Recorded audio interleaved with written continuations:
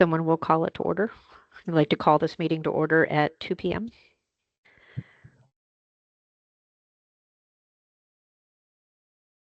Or we can call it to order by consensus.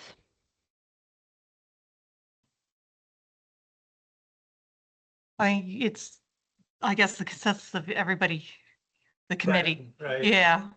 And we've got a quorum, so. I think Nicole's on. She I is. am on. Mr. Gann is not on. And this problem won't happen again because today you'll have somebody to nominate for a chair. Okay. Yeah, the red means it's off, the green means it's on. Stack of them. No. One of them was mine. Oh, all we have is, oh, that one's yours. Oh, this is back. Those are, okay.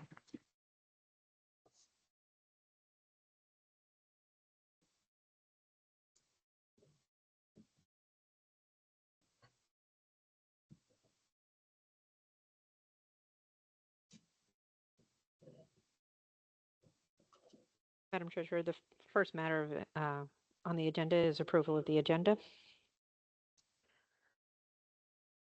And you just need a consensus by the committee for the approval of the agenda? If we could get a motion from one of the members to approve the agenda as presented.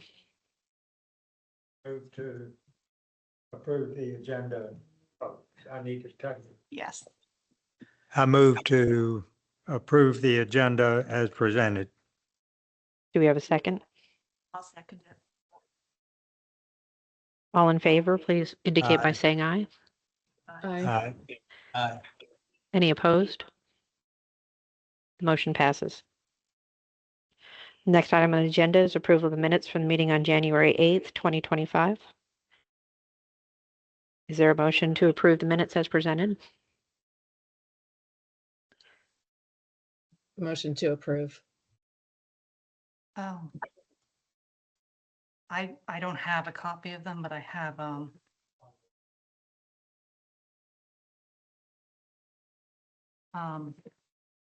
We've seen them. yeah, they were sent out. Okay, so I approve it as written. Okay. And then I guess we just need somebody to second that. Second. Any, all in favor, please indicate by saying aye. Aye.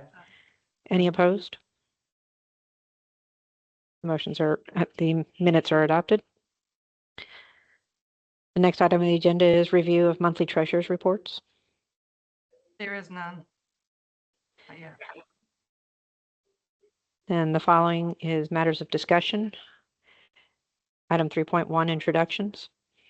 Because we had a meeting, but at that time we only had 3 members. We have 2 new members that I would like everybody to introduce themselves, just give a little bit of background.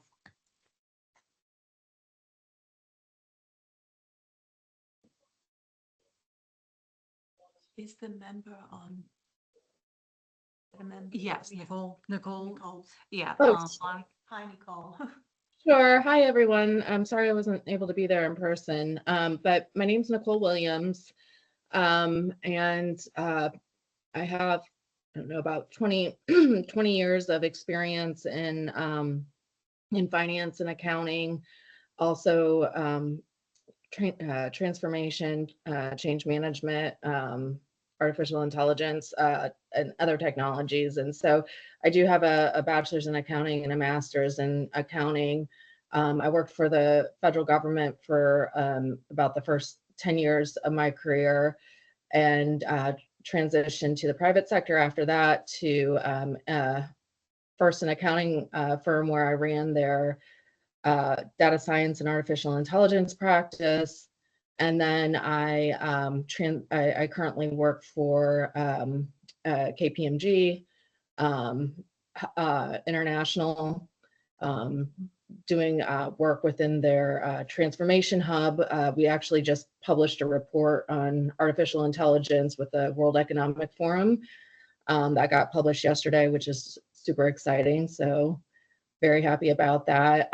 But I do have quite a bit of business experience within public and private sector accounting and finance. And I have served on another finance and budget committee before for the Northern Virginia Association of Realtors.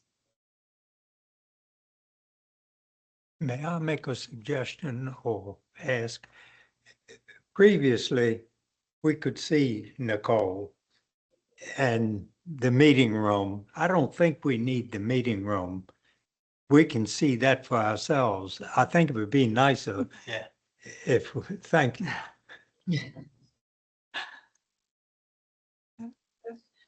Is that better? It looks like it's better. On your Yes, it end. is. Okay, great. Thank you. Hello, my name is Randy Sotomayor, or Sotomayor as the proper pronouncement. I was recently a superintendent for finance for the Charles County Board of Education for the school system since 2019 to from 2016 to 2019, and then I retired early. I've had over 27 years of experience in budgeting and finance. Before being a superintendent, I was the budget director for the school system, starting in 2006. And then before that, I was with the Indiana Commission for Higher Education under a scholarship to get my master's degree in student personnel administration. And prior to that, I was with the American University as their budget manager. And my undergraduate degree is in accounting on Drexel University in Philadelphia. So I've had quite a few years of experience in budgeting. I've been a chair for the OPEB committee for the representing Charles County Public Schools. We had about 14 counties in the school system that was part of the OPEB. And I was also the chair for the negotiating committee for the ASME organization, which is the non-certificated personnel for the school system. So it's pretty much it in a nutshell. So thank you for the opportunity for being here.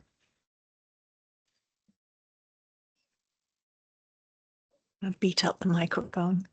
So I'm Karen Brandt. I moved to the town of La Plata in 1999, and I've pretty much lived and worked in this area ever since. I actually worked at the College of Southern Maryland, ran an environmental health and safety center that was funded through grants and contracts and tuition, a lot of state and federal funding. So I was responsible for all of that. I was with the college for 25 years before I retired. I had 31 years with Waldorf Volunteer Fire Department, and I was their treasurer, especially when around the time that Westlake, the second station, opened in Waldorf, which is now separating. I don't know if you've heard that, but the department's dividing out now. But I was the treasurer for over 10 years at that time, so handled all of their cost centers and took them from paper bookkeeping to actually being computerized, et cetera. So it was a fun time. And that's sort of the experience that I bring to the table. My name is Joe Norris. I'm a native Charles Countian and actually have either lived in La Plata or very close to La Plata all my life. Early years, I was either working with my brothers or in business with them. We eventually got into building, built some commercial and industrial and some residential here in the town and in the greater Charles County. Eventually, I got the bug to run for office, and ran for Charles County Treasurer, which would sound like would give me budget and accounting experience and all that. But the treasurer is the tax collector and invests the money for the county. So I didn't get any education in budgeting or other than managing my own budget. Then I was elected for 2 terms.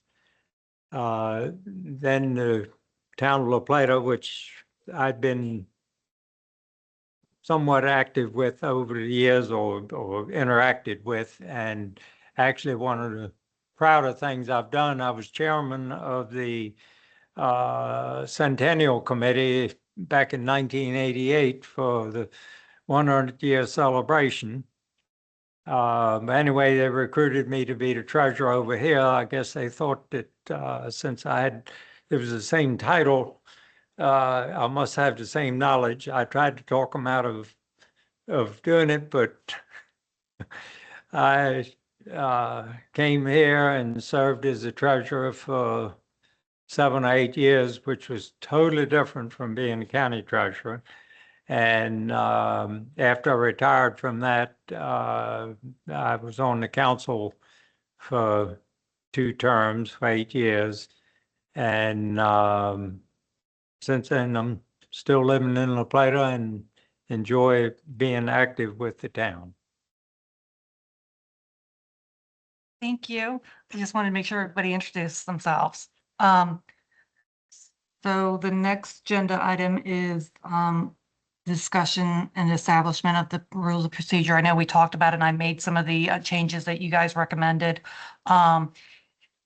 In number 1, purpose of the Finance Committee, I added capital improvements in there as the primary purpose of the Finance Committee to advise the town council on financial matters, including budget preparations, financial policy, capital improvements, and financial oversight. Number 2, I added to committee members are appointed by the mayor and approved by the town council. 3 of the initial 5 members will start with a 3-year terms. 2 will start with a 1-year term. Subsequent terms will be 4 years from appointed date. I am not sure who is going to be the 2 years and 1-year term. I'm not sure who established that, so I'm going to refer that to Kelly on that one. Under officers, I revised the language to match the ordinance.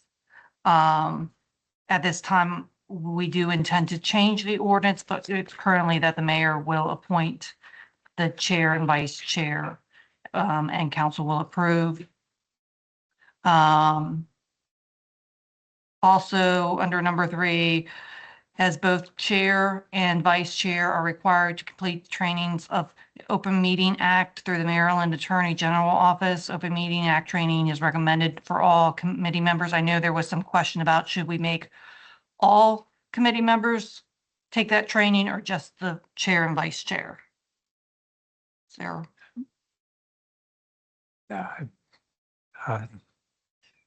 I don't particularly think it's necessary because I can, from my little exposure to Kelly and a little bit from you, that you're going to be right on it anyway.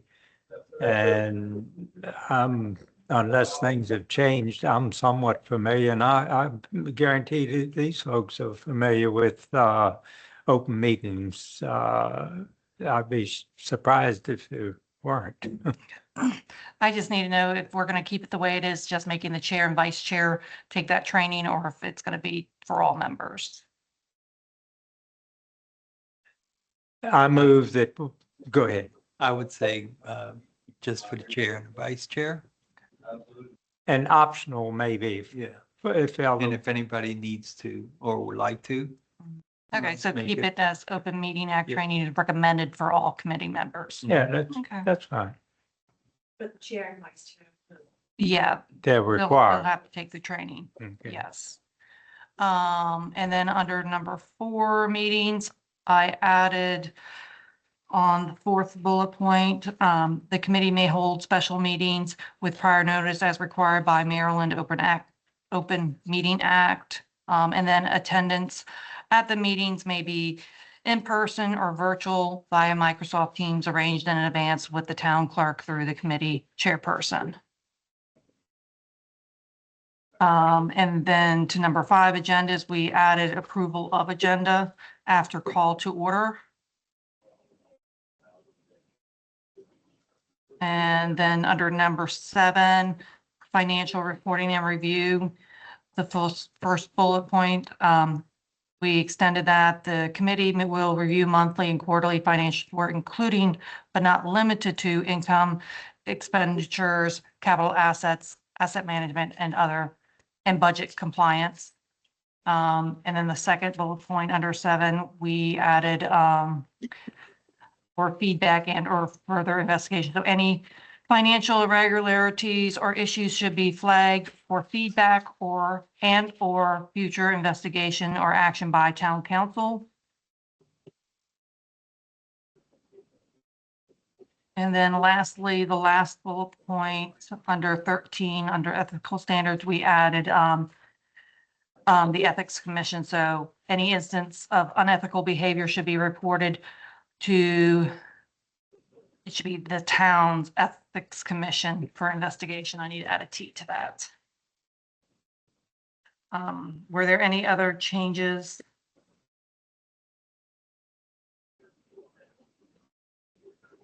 I think I covered them all. We did discuss briefly, I think you probably thought it with the 1 year and 2 year, the financial rotating years would be 2026 and 2028. Yeah, The officers, I think that's got 4 in the term, the initial terms that were right.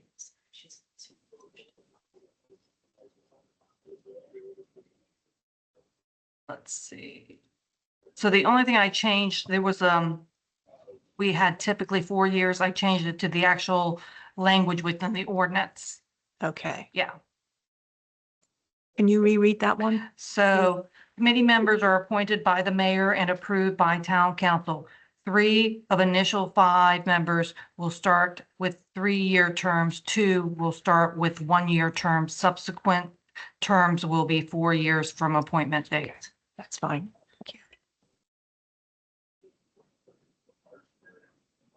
And Madam Other- Treasurer, while we're on this subject, as far as who is serving the initial 3-year and who is serving the initial 1 year, we didn't establish a process for identifying who would fill those slots. One way to do it would be the first 3 who applied filled the 3-year terms and the other 2 fill the 1 year, unless anyone feels strongly about.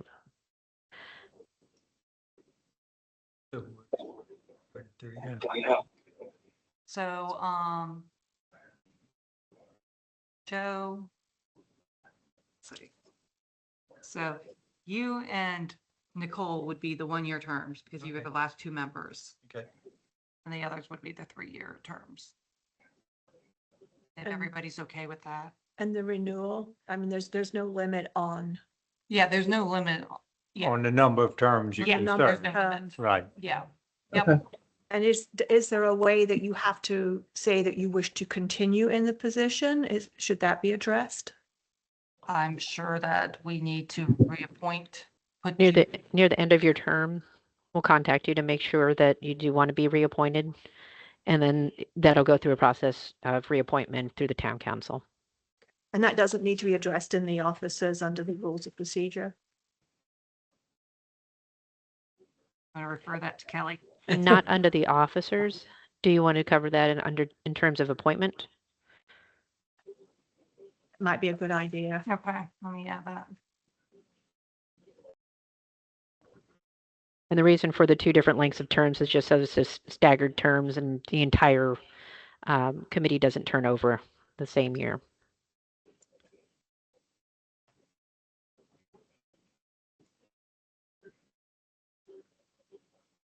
I will add that in there.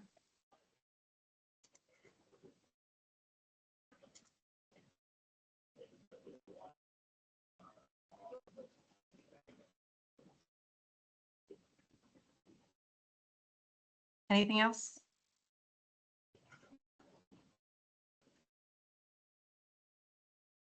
I would assume we would get a draft or Yeah. final copy of. Yeah, I'll add that in there and send it to you guys and then I'm guessing we have to agree or approve this or consensus to it. That will be done at the Yeah. next meeting. Just, As long as if there's any other changes, just email me and we'll discuss them at the next meeting if need be. Have you seen this document? No, I have not. Okay, so yeah, It should have been attached to the invite. Oh. There were several documents attached to there were, I think, 5 documents attached to the invite. oh, okay. Oh. That's all right. I can send them. I'll resend them to everybody. Well, I've still got the invite. Oh, Yes. okay. So that's not a problem. Okay. Yeah, they should have been attached to the invite. I just didn't notice it, to be honest, Oh. and knew I planned on coming, so. Mhm. Oh, okay. That's fine. If you guys come up with something else that needs to be addressed, we can address that at the next meeting. Okay. Is there any further discussion we need on the rules of procedure?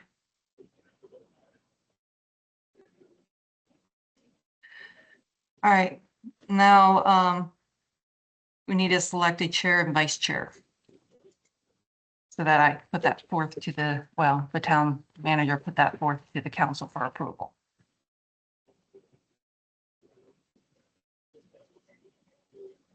I know Nicole was interested in either position.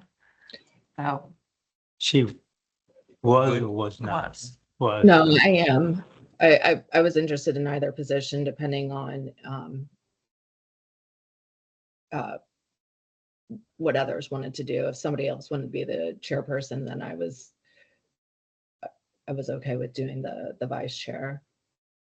I know So- Mike was not interested. He just wanted to be a Right. member.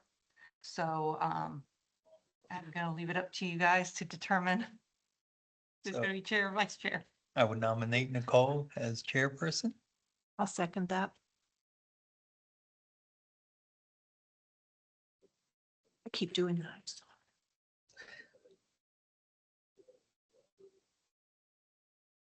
All in favor of Nicole as chair, please indicate to by saying aye. Aye. Aye. Aye. Any opposed? Ms. Williams, you are the chair. Who's gonna be vice chair?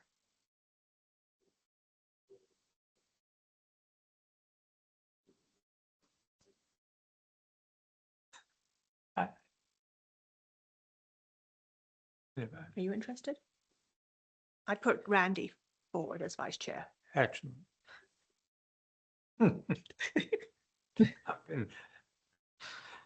And I'll second that.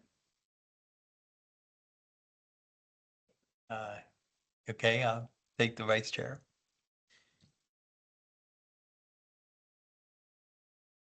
Just to close out the second, all in favor of Mr. Sotomayor as vice chair, please indicate by saying aye. Aye. Aye. Right?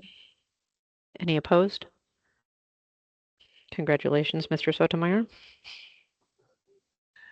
Okay. So the next topic I wanted to talk about was the budget process and the committee's involvement. I just want to make sure you guys are involved enough, but not, I don't want to overwhelm you either. So I sent everybody my budget manual that I had sent out to the departments. I wanted to see if I could get any feedback on that. Because most of the departments have not submitted their budget back to me, and if there's something that needs to be addressed or that the committee's interested in getting from the departments, I'd like to bring that up to them. Can you, for Randy and Nicole, and you may have done this in your one-on-one meeting before, but go over why this is being done now, the reason that's So driving it. the reason we're really focusing on changing our budget, and the reason I put this budget manual together is because in past years, departments submitted their budget by line item with next to no detail, so there was no way to do an analysis of their spending compared to what they were planning to do. And also, there was no justification to their requests. So this was to help guide the budget and make sure we are asking for what's really needed and have a good reason why we need it, and be able to identify the performance indicators that show that we've spent this money and then the benefit to it. So we've kind of revised, and I've revised all of our budget sheets so that they see the line items, but in those line items, there's actually a detail sheet that they can fill out for justification for a forecast, a 5-year forecast on certain expenditures that they're requesting. That's, anything else? I just have a question. How did we communicate out the changes that were being made to the department? So I actually brought it up several times during department head meetings that we were going to make some changes with the budget. And then I have this budget document that I sent out with the budget worksheets. Okay. Did we provide any training or anything to them in terms of like, this is what we're looking for in terms of how you fill it out? This is the detail that we're looking for. Not exactly. I actually have offered several times. I've emailed the departments to ask for them to come sit with me. There is 2 department heads that have sat down with me and we've gone over the budget sheets. I've also given the example of the finance budget sheet and how I filled it out and what the information I'm looking for. Okay.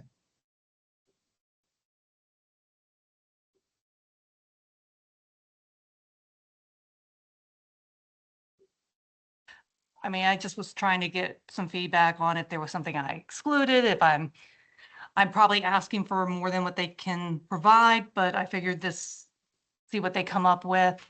My concern is some of the trends of expenses have significantly increased, and I want to know why.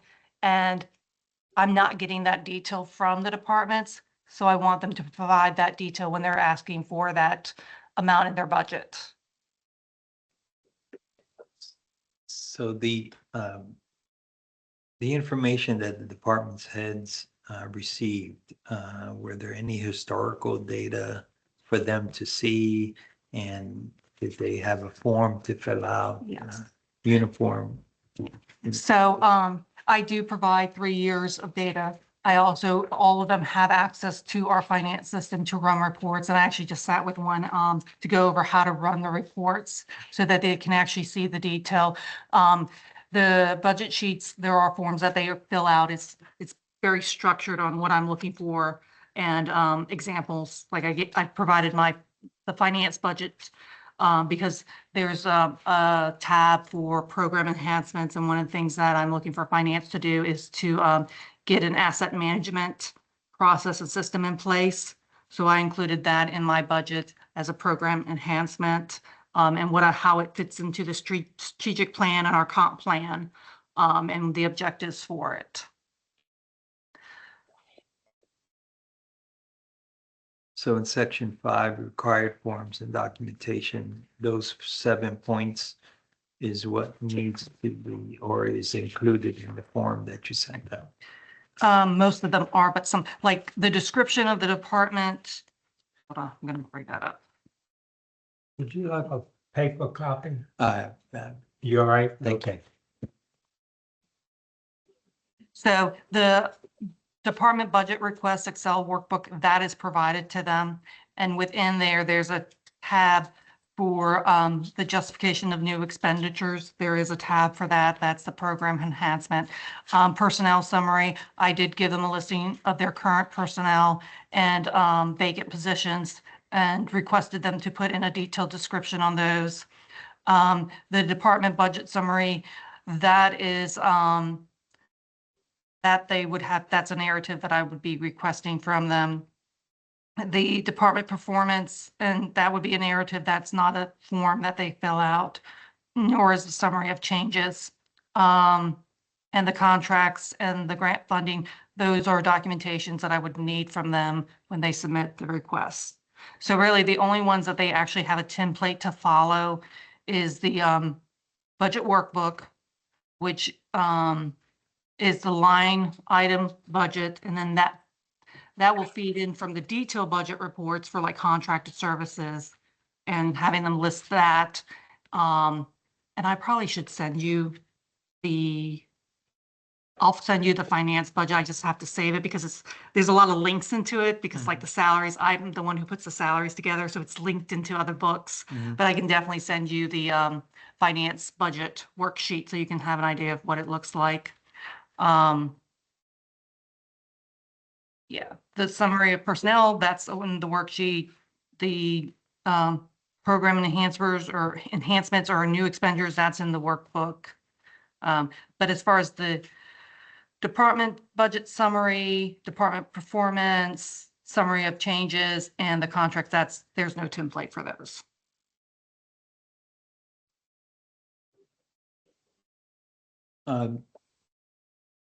So are you producing this budget incrementally, or are you going zero based and they have to justify every dollar?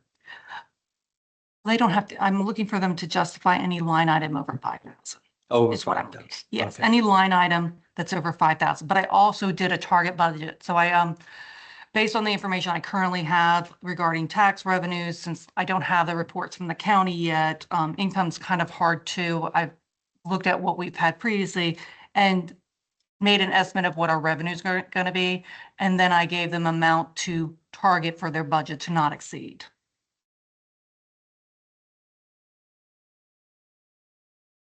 In the future, you might want to consider to a justification over a certain percentage year over year as well. Yeah, 'Cause I that would was one of the problems I was having with one particular department with one line item that increased significantly and trying to get a justification. So I actually created a spreadsheet within their budget workbook for them to list out the justification for those expenditures. Okay.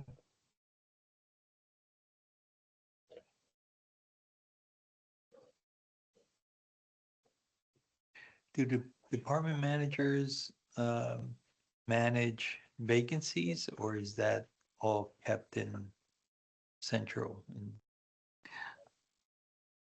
We Do had they- HR director. So do they Mhm. offset vacancy savings in their budget?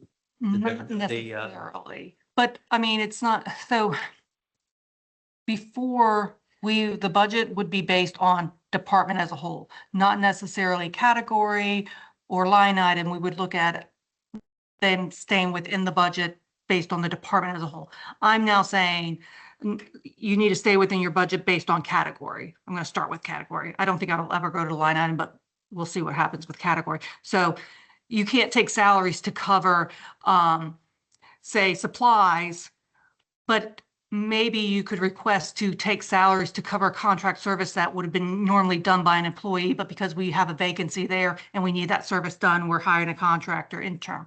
That would be reasonable to use the salary budget, but this shouldn't be a long-term solution. Is there any incentive for them to save money in a particular category or look for ways to become like more efficient? Or is it We're sort of a trying- use it or lose it mentality? It is kind of a use it or lose it mentality, but they can always put in, so departments have a habit of thinking, well, if I don't use it in my budget, it's automatically rolls over into the next year. And that's not the case. They have to create a new budget for that fiscal year. We do try to encourage to think outside the box. I mean, the town is very much, and this is how we've done it, so let's just continue it without looking for other options. So I'm trying to push that view of, let's look at how we can expand on what we're doing or improve what we're doing. I mean, in finance, we just implemented the AP automation because we had so much issues with invoices being lost, with us not receiving them, the department saying that they have, not being able to have a full picture of the expenditures. And that's why we're a month behind. So by doing this, we're getting information sooner and I know what's out there, but trying to think outside the box. And also in finance, we have modules within our finance system that we're not fully utilizing. So looking at those and like the purchasing requests, trying to look at what we have and how we can make that electronic, and the same thing with service orders for meter changes, those type of things. But there is not really an incentive for them to not use all their budget. But so I'm kind of trying to switch it as to, here's where we need to be, justify what you're asking for. Because our expenses have increased significantly over the last 3 years, and the revenues aren't keeping up with it. The one thing that have helped us the last 2 years is interest revenue has been extremely high, and that have helped with the operating costs, but we can't rely on that.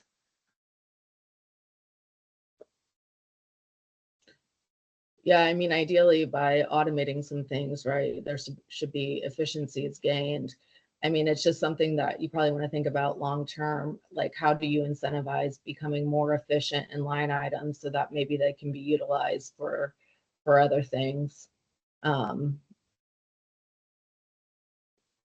You know, that's a huge problem in the federal government, right? Like that's the same mentality, and you find just a lot of wasteful spending just because they're trying to, you know, make sure that they use everything that's within their budget. Yep, and that's what I'm trying to discourage by making them provide more detail. Yeah. We're not accepting a number in a box, and that's what we accepted before. Now I want, but it also, it prevents finance from doing an analysis on their actuals compared to what they budget, because we don't know what they really budgeted for under that line item. Yeah.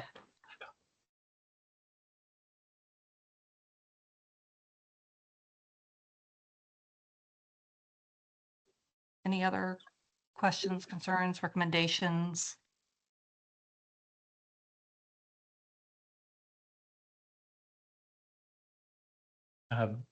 So throughout my experience in budgeting,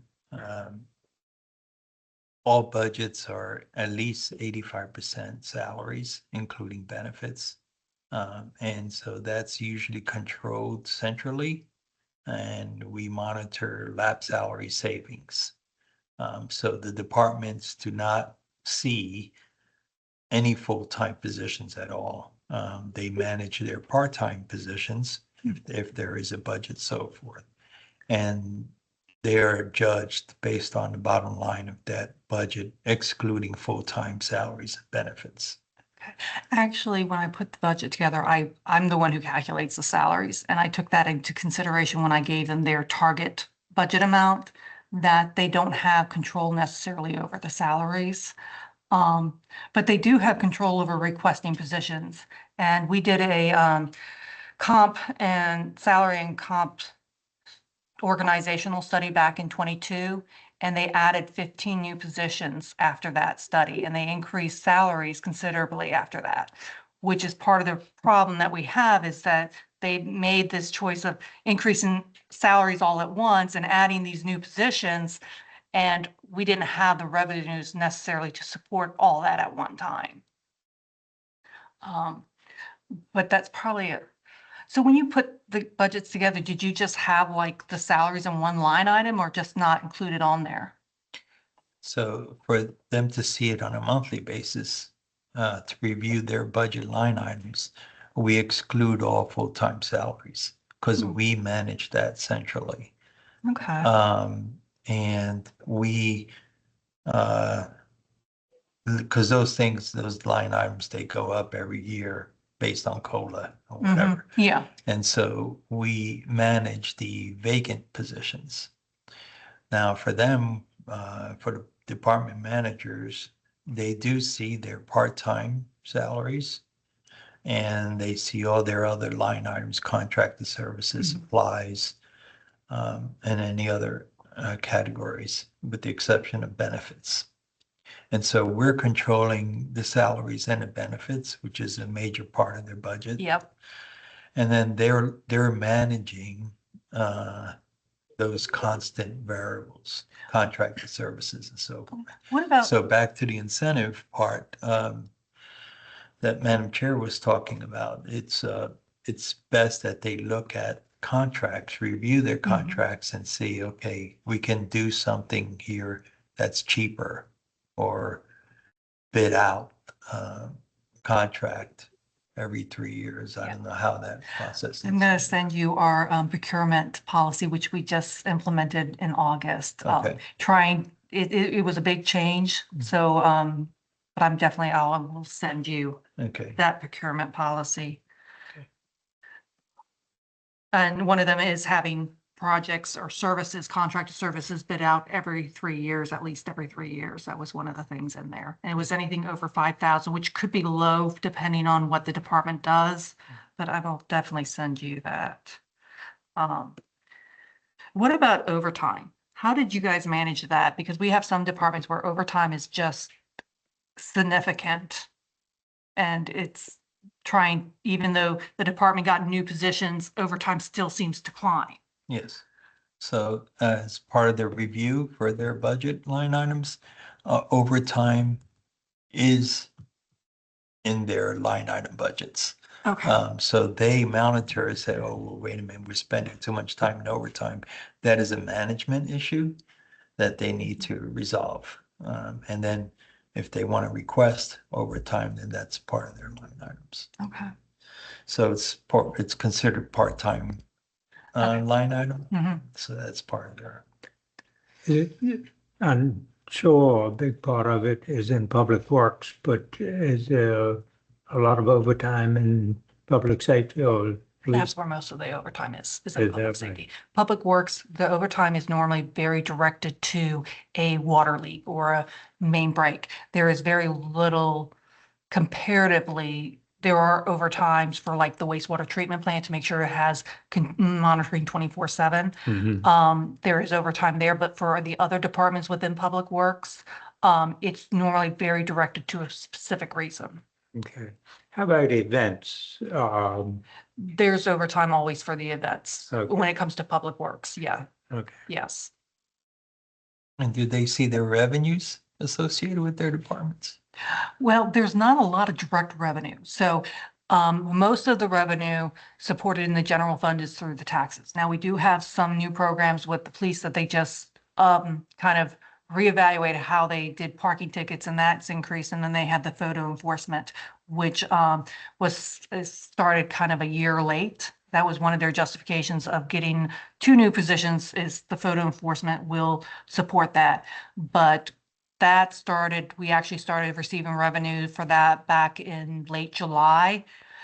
And as of end of December, it was like 89,000. So it definitely is not supporting 2 officers. Trying to think, So- there's other revenues that are directly supported by activities like permits and inspections, but those are, again, very specific. Other than that, there's the farmer's market that's direct, that has fees associated to cover the costs. Most of the other services are through taxes and other revenues that are not directly department supported. There's the HUR, the highway user revenue that we use strictly for streets. And there's the state aid for police protection. We get about 200,000 a year from that. So back again, just relative to my experiences, that the department heads, if they're managing enterprise funds, then they should be able to see their revenues. And any other revenues is kept within central office. Okay, yeah, and I forgot, the police also have a contract with the hospital that pays 62.5% of the cost of 2 officers. So there's that too. How much Hmm? it pays, what? 62.5% of the officer Right. cost for 2 officers. Okay. But they're in the contract, it's a 4-year contract, and there's not to exceed 136,000, something like that. We need to change that. So when you say there's a revenue stream coming in, are you putting it into like a cost center, like for the farmer's market? So, yeah. So is it in and out, The- all in the same? So we do fund accounting. So the farmer's market, it's under community promotion, something like that. It's 420. I know the numbers better than I know the name. And that one has an activity 425 that's directly related to the farmer's market. And so the revenue and the costs, we track those so we know that we're covering our costs to provide the farmer's market. And is that happening with these other areas of revenue? So not for the state aid police protection, but for the parking tickets, Mhm. we directly track the cost of typically that's overtime for photo enforcement and parking is an overtime, but we do have activity codes tracking the costs related to them and the revenues coming in. The same thing with, the inspections and permit fees. We have those going to a specific line item. It's not an activity code, but it has its own line item in the budget to track the cost and the revenues coming in for that. And are the managers for those areas reviewing that and working within those numbers? I'm reviewing it, and when I see something wrong or something's creeping up, typically mid-year, I can tell that something's creeping up that doesn't make sense, and I will bring it up to them. And everybody here will be getting reports on line item of the budget versus the actuals. And I will have a report to you by the end of this month for December through July 1st through December 31st.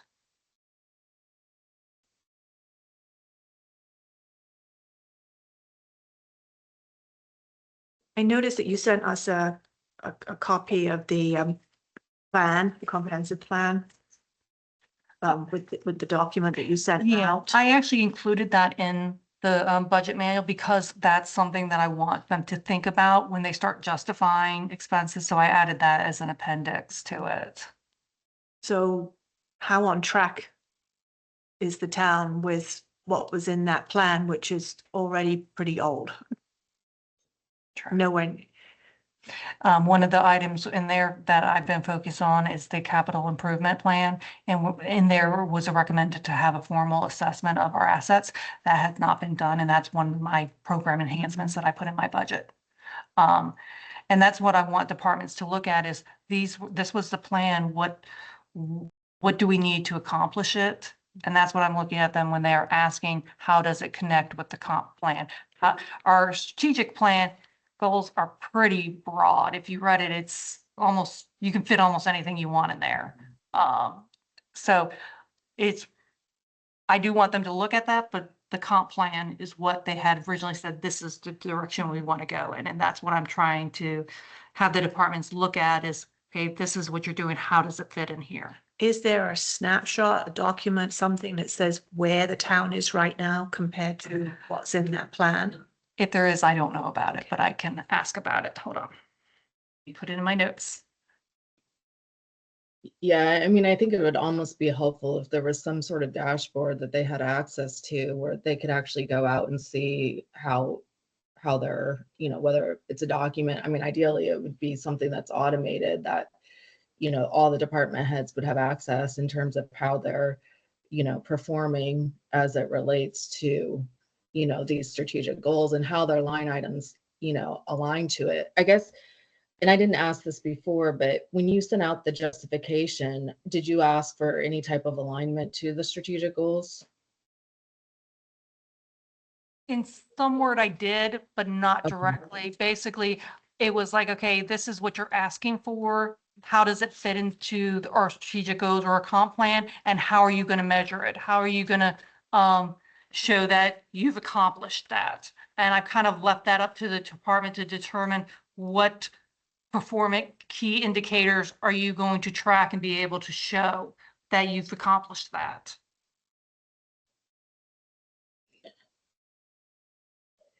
Yeah, and I think as we think about, like, I know when we talked during the interview, we talked a lot about like transparency. I don't know if you have access to this or not, but I do think like some some, sort of website, whether it's internal or external, here's our goals, here's how we're measuring against them from a performance perspective. I mean, I think that goes a long way to at least making people cognizant of the role that they play and where La Plata is trying to go. I mean, I think this was the first time I had seen, this type of study, and it was great. I think we'd all love to see some of these things happen within the community.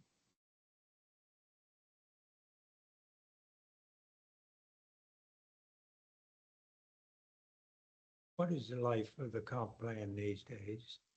Hmm. How often? We are probably overdue, but I will refer that to,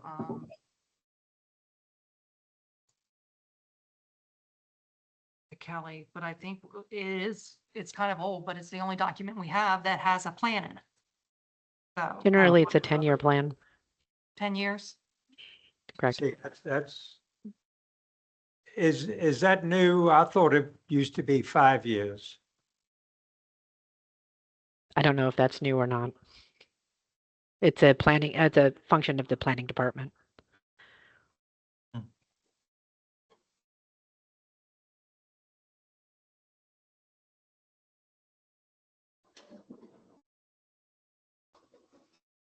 Yeah, we need some kind of a baseline as of now as to what's actually happening now so that we can look at what you want us to take a look at, but also take a look at how it ties back to that and what is going on Yeah. and what is expected in the future. So in the budget document, there is key performance indicators. However, when I look at those key performance indicators, they look more like statistics to me than actually performance indicators. And I need to figure out how to try to change that mindset on what we need to do to actually see the results of what we're doing. And then the growth that they're projecting out. I mean, and I'm just going from the maps, looking at the way the maps were changing throughout that. I'm not even sure that those maps are accurate that were in that document, Well, not the projected ones. the projected population Is way off. is way off. It's way off. Or even our comp study that we did and the projection of the population with how many employees, it's not what it has for 2024, 2025 is nowhere near what we're at. Mhm. We're much lower. Yeah.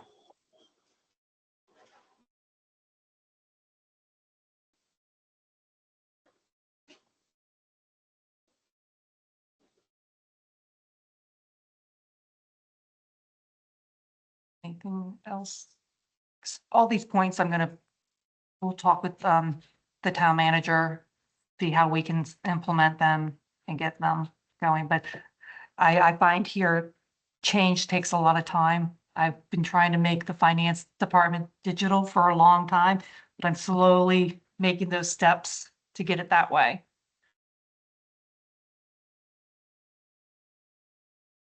Definitely going in the right direction. Yeah, and I think to Karen's point, like once we have a baseline, right, understanding what is the, projected cost to doing some of these things, right? Because I mean, to me, that's going to play into what does the town prioritize, and how do they prioritize it?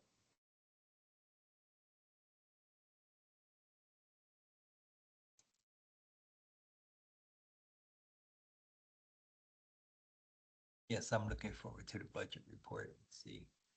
But that would give us a good indication where the money's going. I will definitely send you guys my finance budget.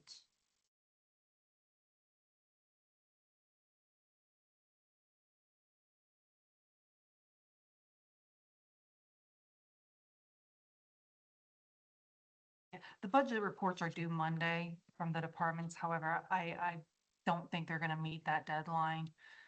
So I'll reach out to them again this week and see where everybody's at, because when I reached out to them Tuesday,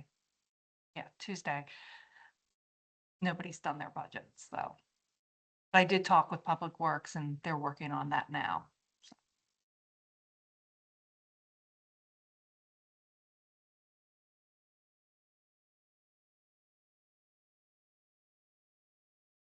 Anything else that you guys can suggest or anything that any information you want from me? Other than, I'll send you guys the procurement policy and I'll send you, the finance budget worksheet. Can you send the team's information out, contact information, the committees? Maybe email addresses and names attached to them if we want to be able to communicate. Might not be something immediately needed, but at some point. It should be on the invite. Everybody's email should be on the invite. It is.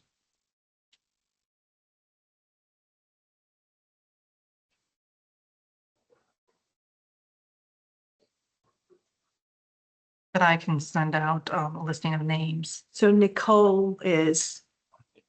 I'm William. NM 78. Okay. I mean, I Yeah, can send it out. okay. It's not.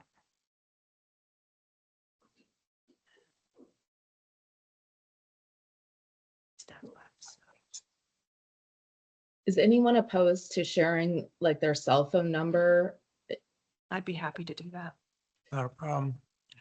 Because I'm even thinking if we set up like a group text, that might be helpful as well.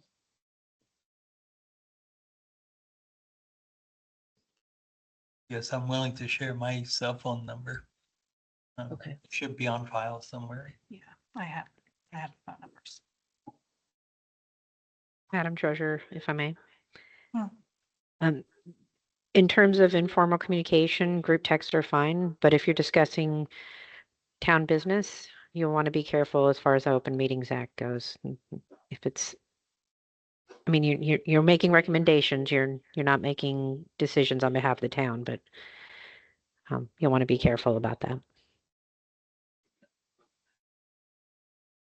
Understood.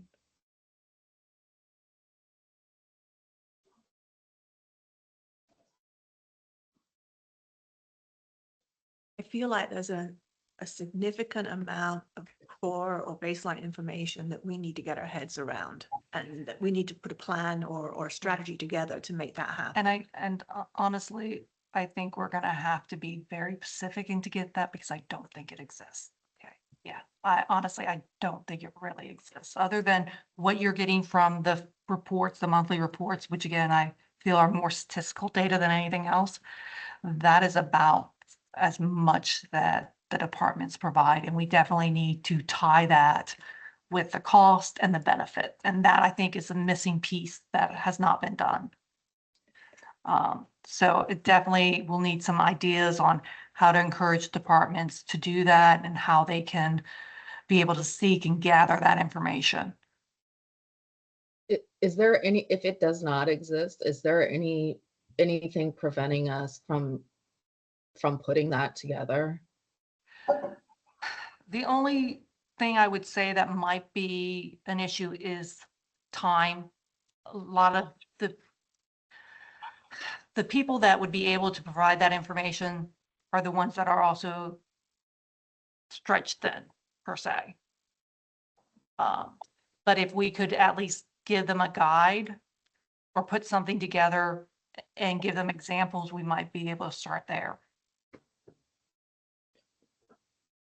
Okay, so there's nothing preventing us as a group to start to put that information together. It just might be maybe a delay if there's something that we're missing or if we need a report, because I think right now we don't even know what we're missing. Yeah. Right? And maybe once you get the report, the mid-year report by the end of this month, that might help guide with some of the data that you're looking for. Okay.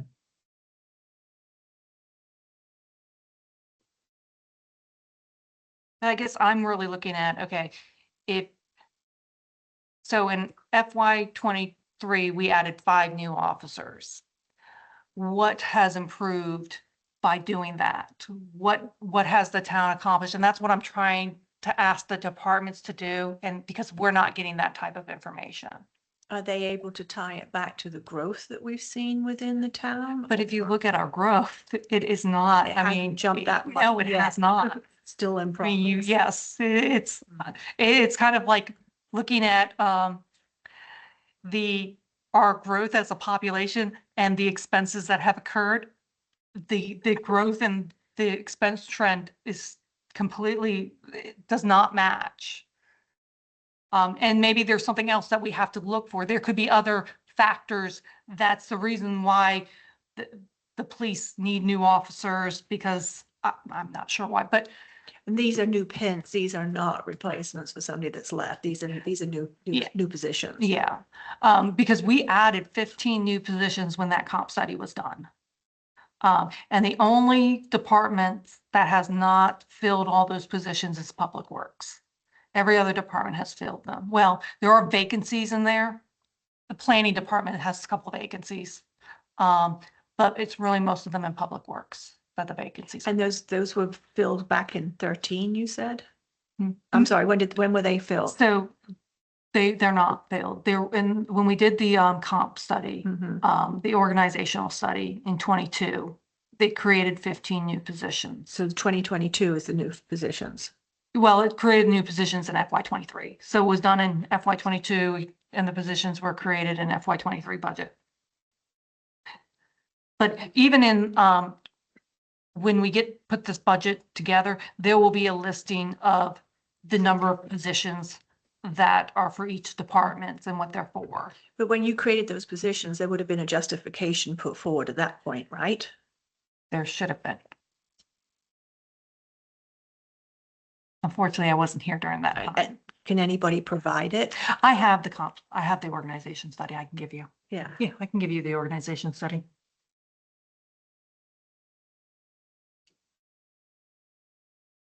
And have we done any comparisons to any other towns? In terms of,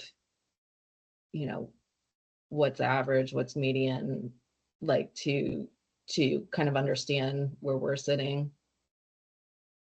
And when I say that, I mean like per capita.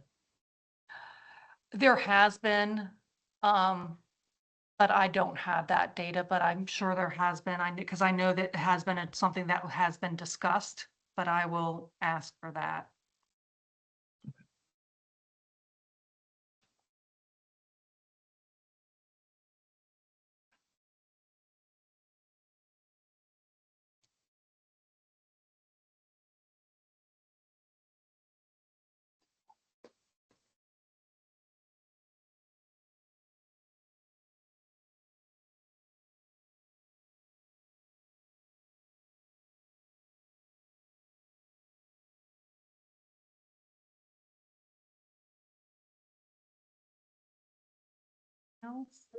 There's a lot that I have to get to you guys.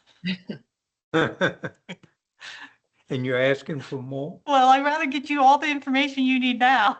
So that, I might not be optimistic enough, but I think this first year is, I think the biggest accomplishment will be get us going. it's gonna take a long time for us to implement the changes that we need. I don't see it happening right away, but it's long overdue. Yeah, but I mean, even the work of this committee, I think, it's a very compact budget process this year. Oh, I know. I Um, know. I kind of lost a month. but we'll, The Yeah. one, it'll help get us educated, quicker anyway, I guess. the one thing we did is this budget, we're focusing on operating costs. I need to start the capital improvement budget, but I'm hesitant to do that, especially on the general fund side, without having a formal assessment done of our assets. Because I think we need to know what we have, what we need to replace, what we need to continue maintaining, what the real need for a new building is, because the capital request sheets were so vague. And I'm now asking for more information, which I will also send you that, the capital request sheets, and I'm gonna send you guys the criteria that I've put in, but that's not, we've never used a criteria to rank capital improvement on prioritize. It was never done, but I have a sheet that I put together for the committee to look at and discuss and try to create one. So I will also do that. Because there's a lot of capital requests, like the police want a new building. Public Works wants to completely renovate their current building. There's the community center. So there's a lot of projects that they want, but in the general fund, we only have like 11 million of fund balance for the projects. We have other fund balance for the projects in the enterprise funds, but again, that's also, we need to be careful on what really needs to be replaced compared to maintained, compared to how much we're using. There's nothing there to give us that data. And that's one of the things with the new position that we have, the procurement and asset manager, is to start creating that and get something in place so that we can have an operating budget that we can forecast 5-10 years and a capital improvement plan. So I separated out the two, but I definitely want to make sure we do a capital improvement plan this budget year, but in a separate process from the operating budget.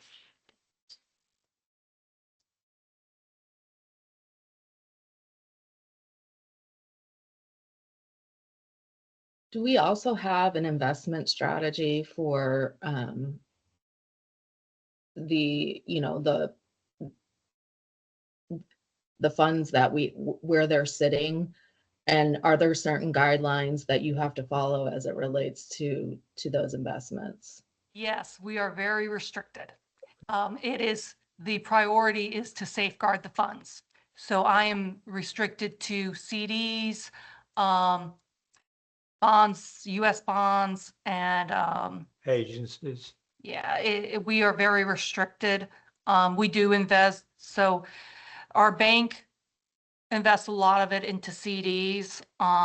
I do some research into some CDs and purchase them, and I have a laddered out for 2 years for those, but it is very restrictive.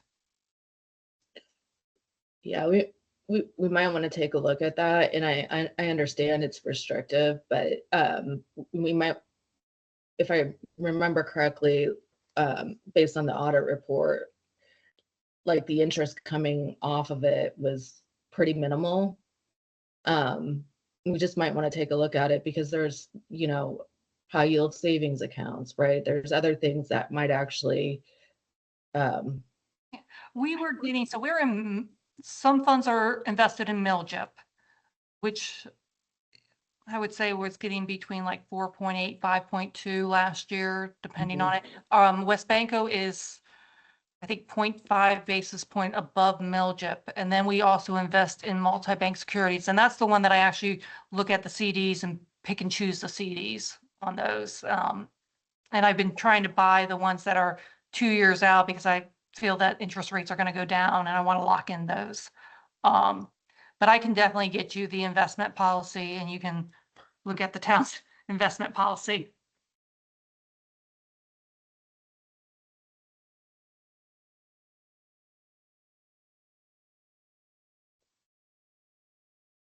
So what's the priority? Everything. Pretty much. I think basically, I think the first priority is probably getting data that you guys need to make to help guide the decisions that town makes. I think that's the one thing that we're missing, some of those performance indicators, those cost to benefit analysis that we don't have. And yeah, just I think identifying those. establishing that baseline, right? That you Mhm. mentioned before, Karen, is just understanding where we're at and where we need to go. That's going to be quite a bit of work. And I think we're, as a town as a whole, is going to need a lot of guidance on that. And I think that ties back into what Joe was saying about this first year. It's going to be a learning curve. It's going to be an informational pulling curve. I mean, and getting it, and then getting people to understand that once we start asking for this, we're going to come back on a routine basis. Yeah. Updates. One concern I have with establishing a baseline now is that I feel like because of where our expenses went, we should have had that baseline established 3, 4 years ago and not what we're currently do, but actually look back at what were we doing and what were our accomplishments there and where did we need to improve and what the changes we made, the 5 new officers that we put in FY 23, what has happened now and then work up. I just think we are past due. We should have done that a while ago. I think you need data out of that 2023. Mhm. Those changes. What were the changes? What would happen to the 15 positions? What needs did you think you needed before you brought them on board? And what are they actually serving right now? Yeah. But at the Yeah, same I'm gonna time, get you the organization study because I think one of the biggest things I found when I came back is they took that study and they just did what it studied, didn't analyze it or evaluate it based on the town and where we're going. They just took it the way it was and that's what they did with, instead of actually doing the analysis that they need to implement that. And who did the study? It was an external organization. It was, PayPoint HR. okay, yeah, PayPoint HR. Okay, but it was an external group Yes, that came out, yes. somebody completely separate. Yeah.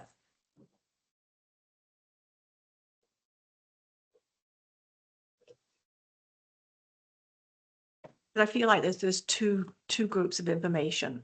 I'd like to know why what Mhm. come out of that and why and what the result of that is. But I'd also like to know what the snapshot is, the baseline Mhm. that we're dealing with now, because they're two different things. Mhm.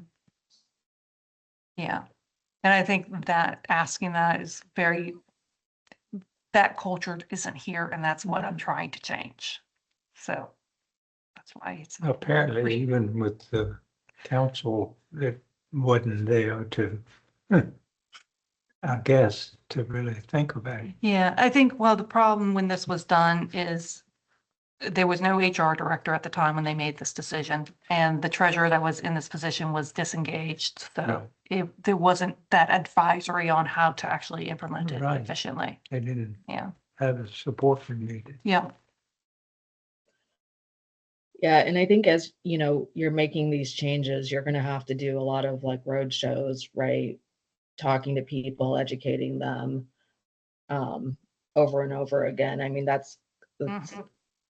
kind of how organizational change happens, right? Hopefully you'll find some champions, right? That and it sounds like maybe you have 1 or 2 of them if they're reaching out to you, for help. But it's definitely going to require a lot of communication, a lot of road shows and hand holding. Yeah. What would the folks' response to the training that you've been talking about bringing in or have brought in? Well, I sent out invites to all the department directors and sent out the description of the training and told them that anybody within your department that could benefit from it to join me because I'm going to have it here. I registered it through the GFOA and I wanted it like a group training that we're going to have in here. Some was hoping that it was a selection that they just pick one day, and I told them, no, it's all the days. Some already said they can attend, others say they have other commitments but could attend some. I'm just hoping that those who are responsible for those areas come in and take the training.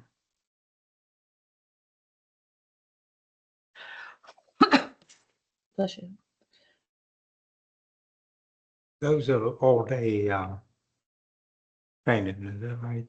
No, I believe the budget training, the fundamentals of budgeting is from 1 to 3:30, and I Oh, okay. think it's, Oh, well, I'll go back and take a look. yeah, I think it's 6 days from 1 to 3:30. I think it's the first 3 days in February, the first week, those first 3 days, and then the second week, the first 3 days, and then there's the procurement that I believe is 3 days. I think it's 1 to 4. And then there's the asset management, I think is 2 days from 1 to 4.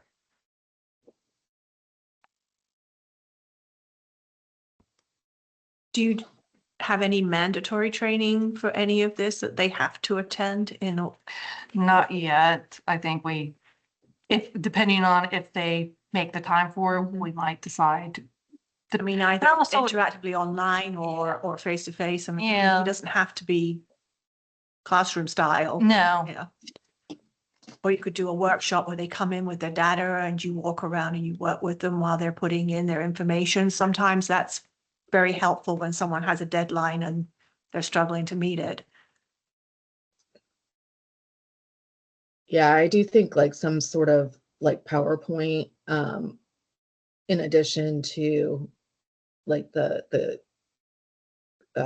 plan that was sent out or the guidance that was sent out would have been helpful as well. That's usually a little bit more palatable than, lots of documents or things like that, especially when things are changing Yeah. significantly.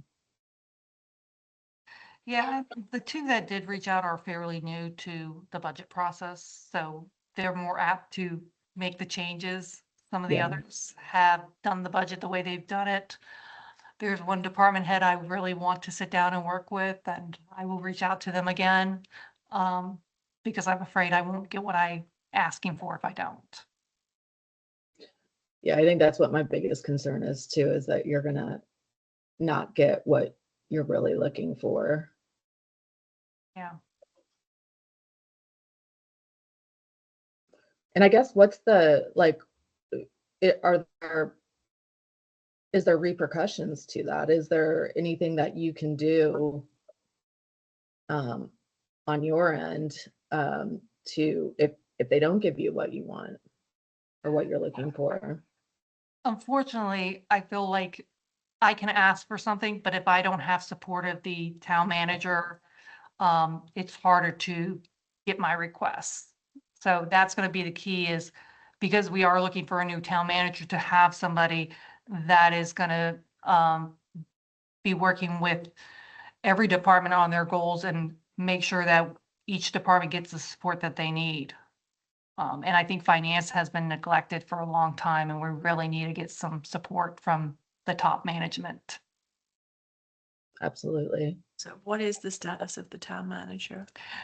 They're, I believe, reviewing applications right now. Okay.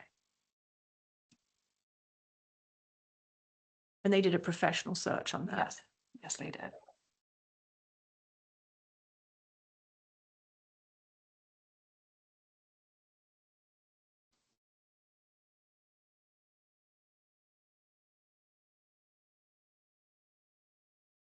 So we've got a lot of information coming to us in the next few days. So I guess we need to figure out what we want to do with all of that.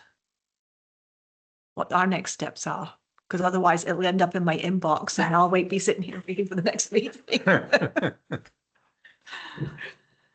that be our 3.5 in the agenda? Probably. Yeah. Yeah. I put that there and I'm almost thinking that I might have put that there too early because I think you guys need a lot from me before you can start identifying that. We definitely need to come up with the next step though, Yes. Mhm. before we leave here today, something concrete. I know, I'm sorry. Based on the information that you're giving us, I propose that maybe we start to put together what that baseline looks like, whether it's, starting to map like the strategic objectives to the goals to, the additional documentation that we get, right? I mean, that's typically how we would start to, look at how an organization is operating, right? Is starting to do that mapping. I mean, that might be one place that we can start to work. And it might even be, different people could deep dive into different objectives as well. But it seems like that's something that we're going to have to put together because it doesn't exist. And I think, correct me if I'm wrong, but everyone agrees that that's like kind of a starting point, whether we're, looking back at what happened or looking forward to what we need to do. Would it be helpful that I give you guys a 5-year budget line item report? Yeah. I think so. well, 5-year actual, actual. sorry, 5-year actual. And then the, whatever the baseline budget is for this year. Okay. Which might change depending on when I get the information from the county regarding but real property tax, which is our major source of income. I did an estimate of it based on knowing that we had an assessment that's going to be phased in. But that doesn't mean that's what's going to happen. So because I don't have all the data, I did an estimate on what I think the revenue is going to be and then did a baseline for the departments they don't exceed. This is your target base, but I can give you what I put in for each of the departments. I'd be interested to see it just to see how you think. Okay.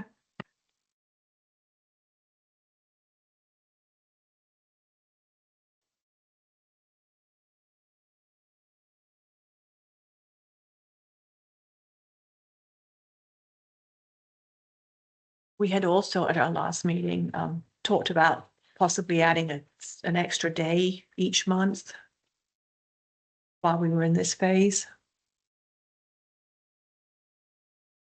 So if we're going to do that, I'd kind of, it's getting a little hectic on my schedule, so I'd kind of like to work on it, maybe tentatively set that up now that everybody's on board.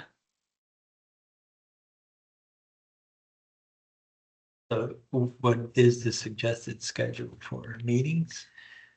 I mean, we were doing Wednesday, the second Wednesday of the month. It's going to be our regular meeting. Yeah, that's what it was. And then during the budget time, I felt like you guys really needed to meet more often. Mhm. So that will be up to you if you want to do either the second and fourth or the second and third, or however you guys, it's really up to you. I'm going to be here every single day until this budget's done, and then maybe I'll take a vacation.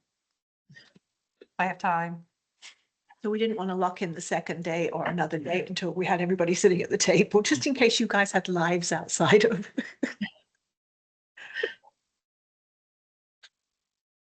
Well, like I said earlier, you know, every Wednesday I'm working from 2 to 4. So should we change our to regular 5. meeting? I mean, we can.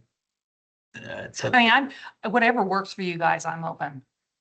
I mean, I'm pretty much open to whatever works for everybody else. I've kept Wednesdays and Thursdays open. Because I had other things that I had to commit to, so I just stayed away from Wednesdays and Thursdays, so I can move between those. And didn't Mike said that he was pretty flexible too, didn't he? As Yeah. long as it wasn't early in the morning. Exactly. They made that clear. Yes. So, Madam Chair, is it possible we can do a second Thursday of every month? I think that works. Is everybody okay with doing it in the like kind of later in the afternoon like we are today? Yes. Yeah. Okay. So instead of, Second Thursday of every month, 2 to 4. That works for me if that works for everyone. so instead of the 12th, our next official meeting will be the 13th of February. And what other day, just during the budget time, did you guys want to schedule? Did you want the next meeting to be on the 13th and then schedule another one in February? Later? Mhm. I think we should, yeah. All right.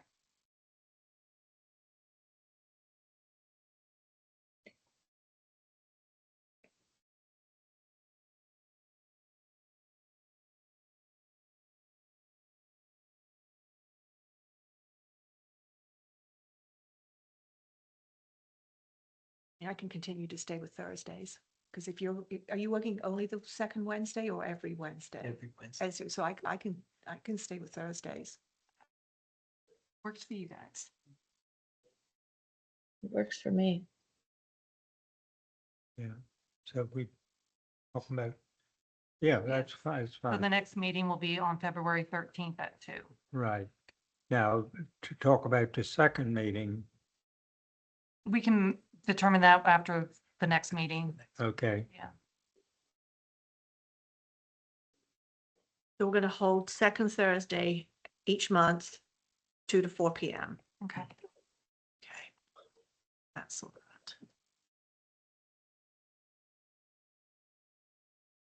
Now, what's if we wanted to work in pairs or as a group outside of the meeting, is that allowable on this stuff? I'm going to refer to Kelly. Kelly? As long as there's not three of them, I think. If That's I correct. remember correctly. Huh? At long 3, as- it becomes a quorum. Yeah. Can't have a quorum. So the maximum of us that can work together is 2 people. Yeah. Okay, Says we don't have a quorum. so we don't have a quorum. But that's only if you're not scheduling a meeting, you could schedule a meeting and everybody do it like a work session. Which would be another alternative. So if we wanted 3 of us to work on a piece of something or start going into depth on something, we would need to schedule a meeting just around what the 3 of us wanted, but everybody would be invited. But the 3 people working it would be, I'm going to refer to Kelly on that one. Yes, all of that.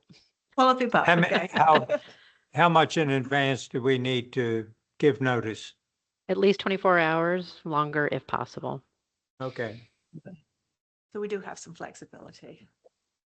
But we can share information via email, correct? Sure. Okay. But text can only be informal. Yep.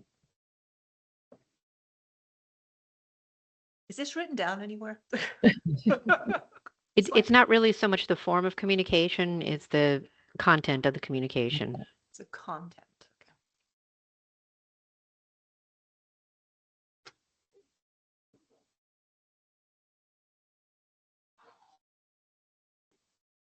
So do we want a meeting between now and the 13th? It's up to you guys if you want. I mean, I will get you all this before the end of the month. So by Friday next week, you will have all this information plus the mid-year budget and actuals. Okay, and we're only 13 days away from, I just got to get my MDNA done and then I'm going to focus on this. and we need time to look at it. Yeah, so maybe we stick with the 13th, but maybe we see if there's a need to have another meeting, like the week after that, because it's going to take us time to go through it and start to organize it. I probably can get you some of these documents this week. Okay. Running the reports, I probably want to make some notes in there so you understand some of the line items. So you guys don't, it's like we have a special taxing district, so there's certain revenues that come in that's specifically for debt that I want to make sure you understand as you go through them.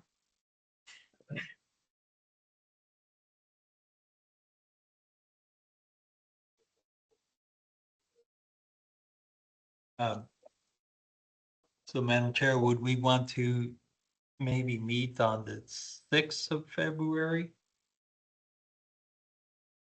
After we get the information?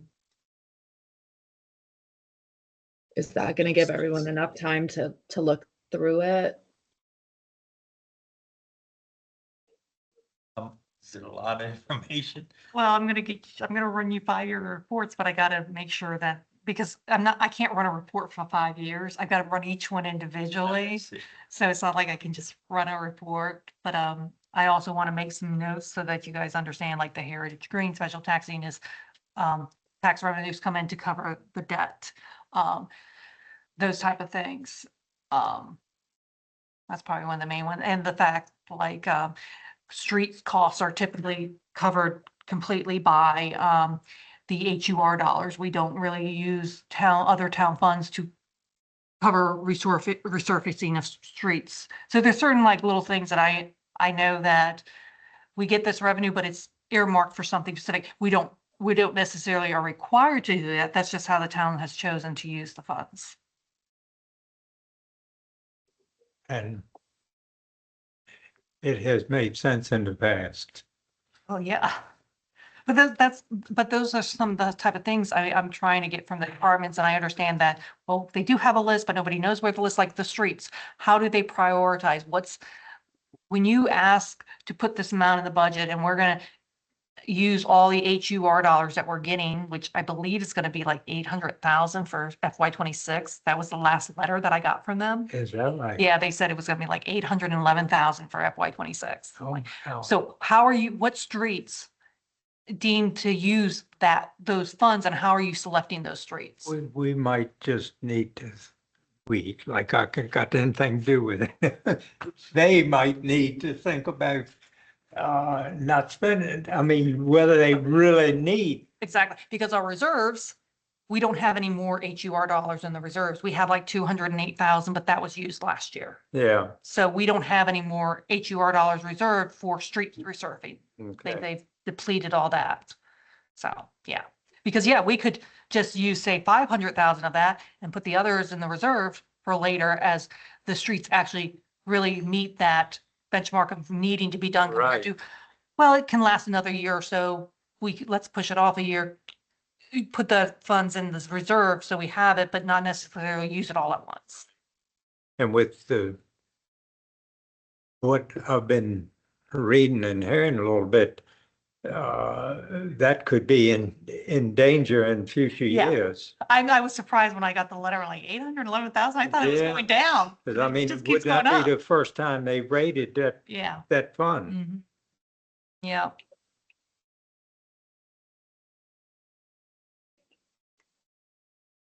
So does it make sense for us to meet on the 6th then, or should we wait till the 13th and maybe meet like the following week? I'm just thinking about as much information as we're gonna have to go through.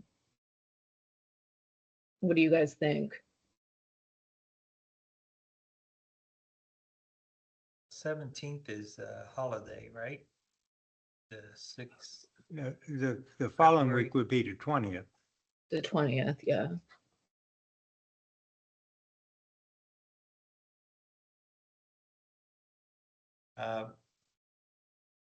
I think for me, I think if we get the information, next week,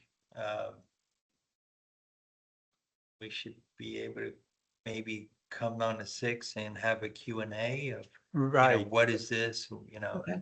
just have that, get an understanding of, the budget. Yeah, because yeah, we have the budget going too, and it's a very short window. Typically, we would extend it into May, but because of the election, we want the budget approved before the change in council. So yeah, we do have that too. Okay, well then let's plan on that if that works for everyone, trying to get together getting together on the 6th then for Q&A prior to the 13th.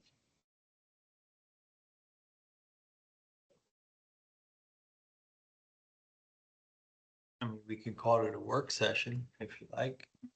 Yeah, I mean, I think that's what it would be, right, as a working session.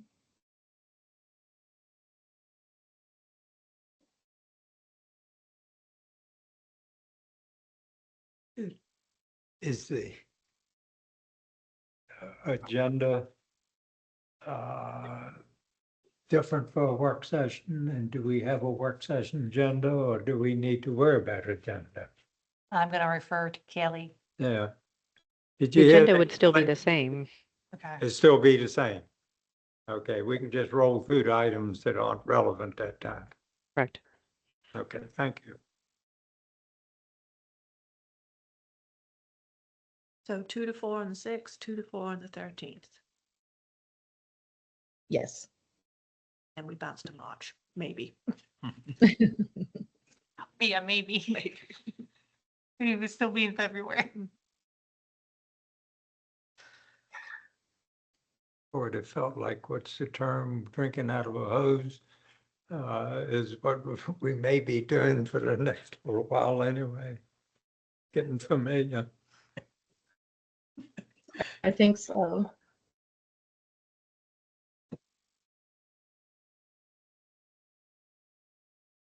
We need to let Mike know that we've changed from Wednesday to Thursday and added the days. Yeah, I'll send invites out. Thank you. Yes. Were we expecting it today? I mean, did he say it wasn't gonna make it? I knew he wasn't going to be able to make it in person. Okay, I thought he might be able to make it remotely. okay.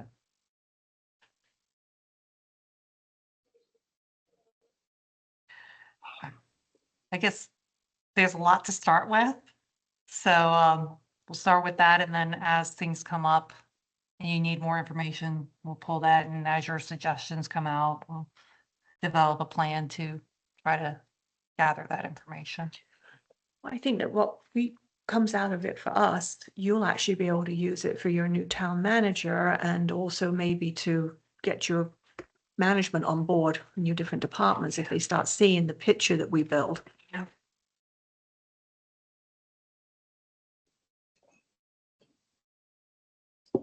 Yes. All right. So Kelly, is there anything else before we adjourn? Well, there is a new business section. Oh. I can't imagine there'd be more new business. Oh, okay. New Um, business. the only other thing was, the committee might be interested in attending the town council meeting on Tuesday night.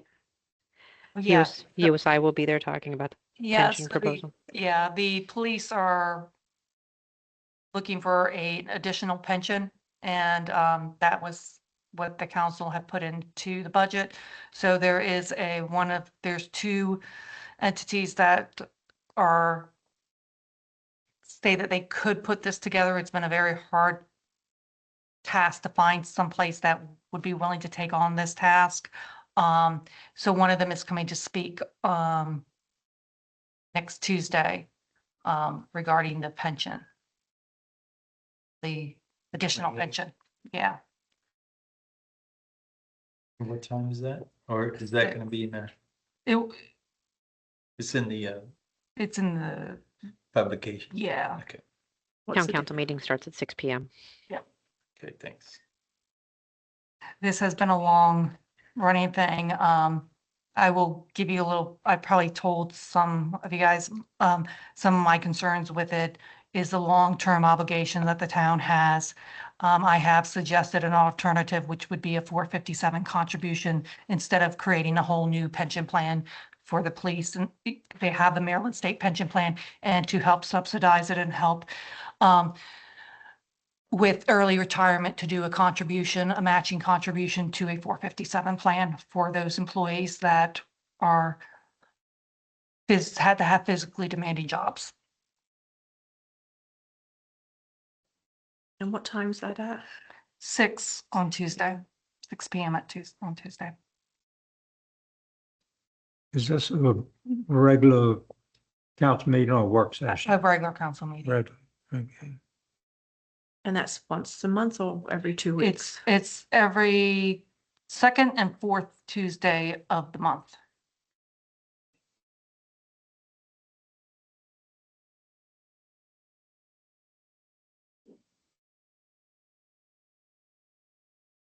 My concern is we develop this plan, then we have to make sure we provide the benefits within the plan and the long-term effects of the growing cost of supporting another second pension plan, because they'll have their, that is my concern. I did some rough numbers, and I'm thinking in about 8 to 10 years, we're gonna be paying out more than what's coming in, and then about 15, 16 years, we're gonna have to do some changes. But that was based on a study by Bolton with a 6% salary contribution that the town would make. I don't think that's enough. Based on my calculations, we probably have to do 10%. And from there, I'm just concerned of the long-term effects, and also being able to forecast that with the 457, we will know exactly what it will cost us each budget year, because it will be a percentage of the salaries that we are projecting. Where the other way with the pension, we have to make sure we pay out the benefit. So that is my biggest concern about it. Yeah. I agree with, they want to provide the ability for these people with physically demanding jobs to retire earlier. And one of those ways is to supplement the 457, that they would have a savings in place that they could use to gap between getting their Maryland State retirement. And is this beyond the police, is it, They're looking at public works and the police, okay, non-management positions. okay. And they're all on the Maryland State Retirement. Everybody's currently in the Maryland State Retirement. Yes. Now, within the 457, do they have control over where that money is invested? Like what funds? Yes, but it's limited to the funds that are provided by the 457 plan. Right. Nobody Okay, would but they would pick where they want to go, how they want to manage it, what allocation they want. Yeah. okay. Yep. And are they open to that? The police are not. No. Public Works are interested in it. They Okay. rather have that over A the pension second. plan. So- Yeah. Because so- the pension plan that's proposed does not really benefit the Public Works much. It's a very little benefit to them. It really benefits the police. And how long does it take to get vested in this second pension plan? Well, there's an outline of a plan. There's a lot more work that's involved. There's just a basic outline that is 25 years, the earliest age is 50. They get 2.5% or 2.25%, something like that, is the idea. There's no COLA. And it basically will gap between the Maryland State pension plan from when they retire to when they are eligible for the Maryland State. And then it will continue to gap their salary because it would be a higher benefit than what the Maryland State pays out. Okay, and then the 457 is they take with them. Yes, Mhm. correct.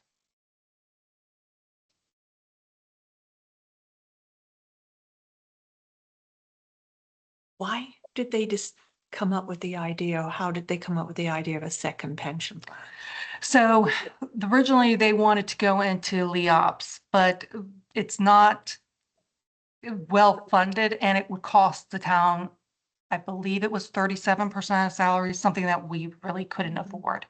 But they also didn't want to make other employees leave the Maryland State Retirement because you have to be all in or you have your own. So in order to keep everybody in the Maryland State Retirement, because this is really just for the police and public works, they wanted to have a second plan to fit into the idea of having the police being able to retire early. And there was like 6 different options, 3 different type of pension plans. Then there was the 457, and there was that doing nothing, it's providing no other benefit. The argument was that we should be comparable with other benefits around in the area.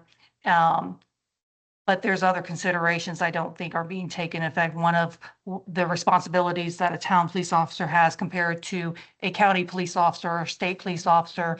Also, there hasn't been consideration of the benefits that the town provides that are covered at a higher percentage than at like the county, like healthcare is 100% covered. The town pays 100% of the premium. So there's those benefits that the town employees get that aren't being utilized by or aren't as good in the county or the state too. So I think there's an imbalance there that's not being looked at either. Okay.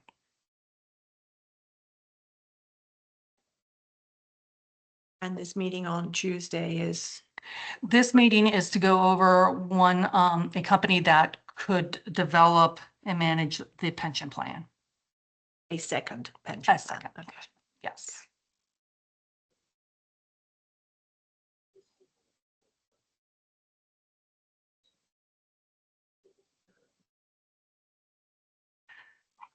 Any other questions? Are you looking for a motion? I got a long list. I got a long list to get to you guys. She needs all week for that.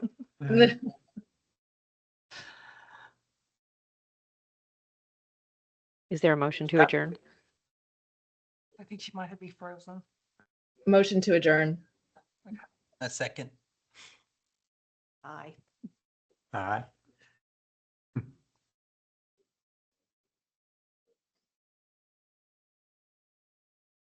Okay. Adjourn at 3:44 p.m.